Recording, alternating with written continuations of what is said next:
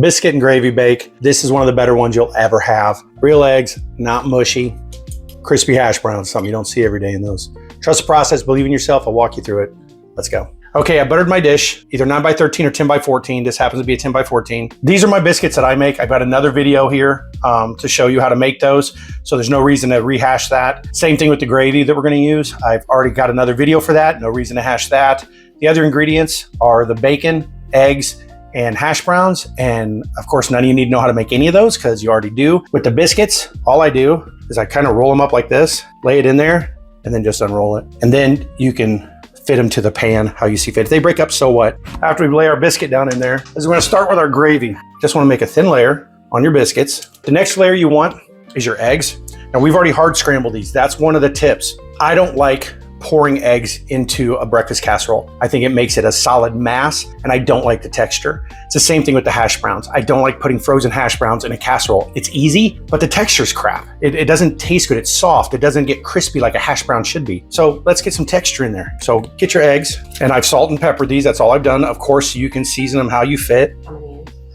For this, thank you, Trina. This is a dozen eggs. For a 9x13, you could easily go 18 with this. At this point, when you put on your eggs, is the time you want to put your cheese if you want cheese. We do not. This is 1 pound of bacon. We put this in the oven actually instead of pan fried it, but it's not crispy, but it's almost crispy. That way it doesn't add much fat to the dish. Another layer of gravy. I'm telling you guys, if you ever do this, it'll change your life. I'm gonna ask Trina for help on this because this takes a while. We have taken the mini tater tots. This will make this bake 10 times better. This is the second secret. Fried eggs or scrambled eggs, fry your hash brown. So Trina's gonna help me put this together. We're gonna speed this up for you so you don't have to deal with it. We're gonna bake these at 375 for 30 to 35 minutes to start with, because if you're making your own homemade biscuits, you kind of really don't know how long it's gonna take for those biscuits to be done. So you're gonna have to test this a little bit. So we'll go 30 to 35 minutes and then we'll get back to you. And you can leave it open, you do not need to cover it. All right, guys, it's done. How amazing is that? So without further ado, Trina's been kind of salivating all day, drooling a little bit. She knows this is coming, so let's get her in here. Trina. Oh, you okay? Here. I am. The saliva.